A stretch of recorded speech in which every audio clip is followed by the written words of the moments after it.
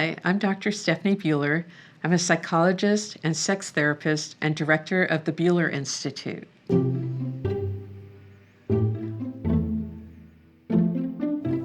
The sexual climate I grew up in was unique because the sexual revolution was going on. And I was living in Los Angeles in the San Fernando Valley, which was really kind of the heart of where a lot of things were happening of a sexual nature. When I was a graduate student listening to role plays, I would say, well, what about their sex life? But my professors didn't talk about that very much. And I was a little ostracized by other students. It's an uncomfortable topic for a lot of instructors. It's an uncomfortable topic for almost everybody. I first opened the Institute about 12 years ago. There was really only one other sex therapist here in Orange County where I practice. The climate has changed over the years, and now we have several sex therapists.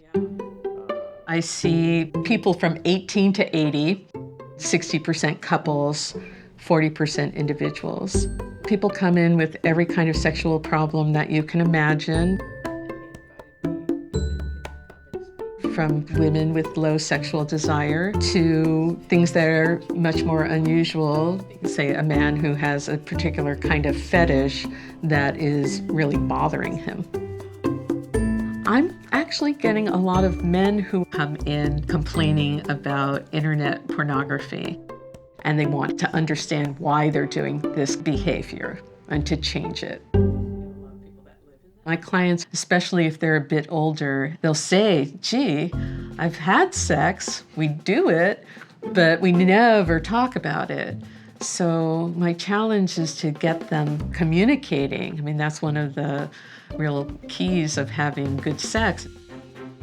I actually have a book about this topic because I do get clients in my office who will say, well, we went to a therapist for help, and the therapist said, I don't do sex. The idea behind the book was to make all therapists comfortable with this topic of sexuality. I've trained several therapists in my practice to be sex therapists.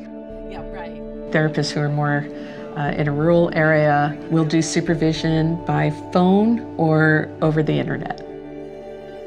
In order to call yourself a sex therapist, you need to have the appropriate amount of education as well as training and supervision. So I needed to do a specific number of educational hours. It was really pretty rigorous. I tell my clients, just showing up, whether it's every week or every other week, if you make that commitment, you will see change. People have had successful intercourse after not having been able to.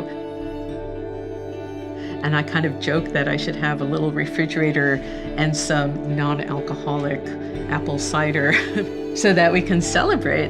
We did it, we had sex, and it was good, and we enjoyed it. It's a fascinating career that I have.